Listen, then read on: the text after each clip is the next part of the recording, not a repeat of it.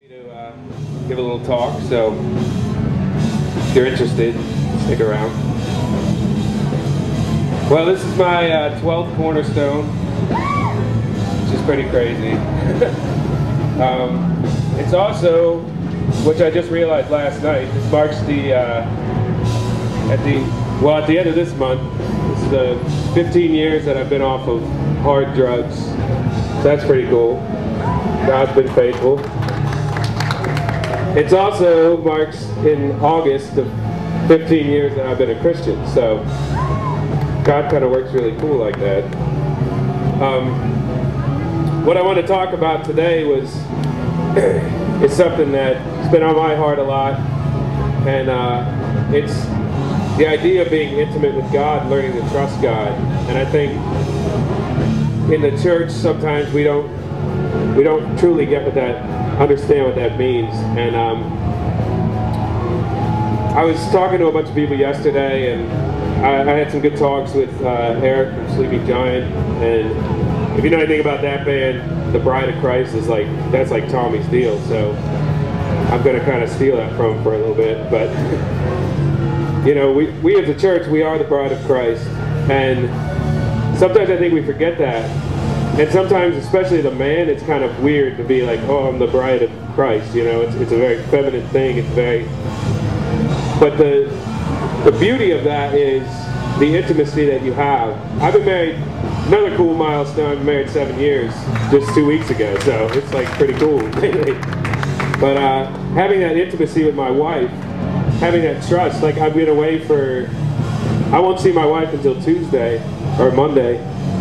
And you know, for me it's like really cool because I can go away and I don't have to worry. I'm not worried about what my wife is doing. I'm not worried about, and she's not worried about what I'm doing, because we have this trust, we have this intimacy, we share that.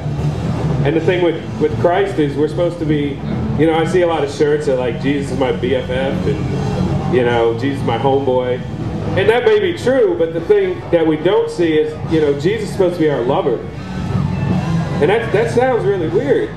But, you know, Jesus is supposed to be, we're supposed to be that close to him. We're supposed to be closer to him. I'm supposed to be closer to him than I am to my own wife.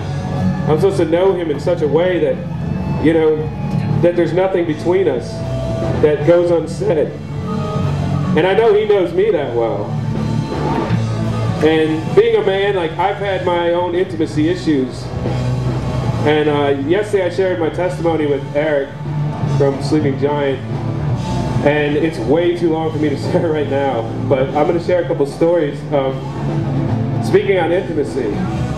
And I want to break it down because I know in the church, like, we talk about like sexuality and things like that kind of freak people out, because that's not real intimacy. The sexuality that we're exposed to isn't at all. That's, you know, that's just the flesh.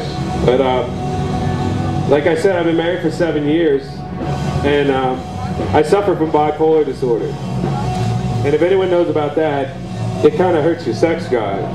So me and my wife, because of that, I'm kind of glad she's not here. This is probably really embarrassing. But, you know, it's like sex is something that doesn't happen as often as maybe other people can because of what I'm dealing with.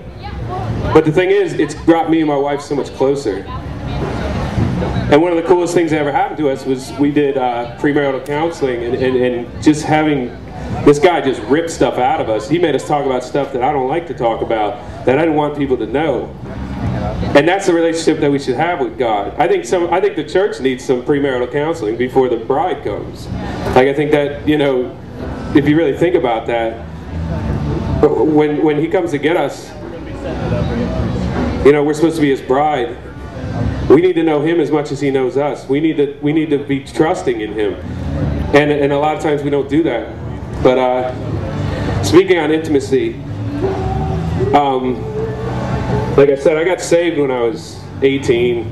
That was about 15 years ago, and but that's not where my real conversion happened. I like to say I was saved at 18, but I was ambushed by Jesus at 25, because that's when I really realized how much he loved me. And the story of that, like I said, it's a little long, so if you want to hear it, I could tell it later. But during that time, like, I got saved and I went through all this stuff and I tried all these things, and I felt like God was calling me somewhere, but I didn't trust him. He kept telling me to do things and I'd back off.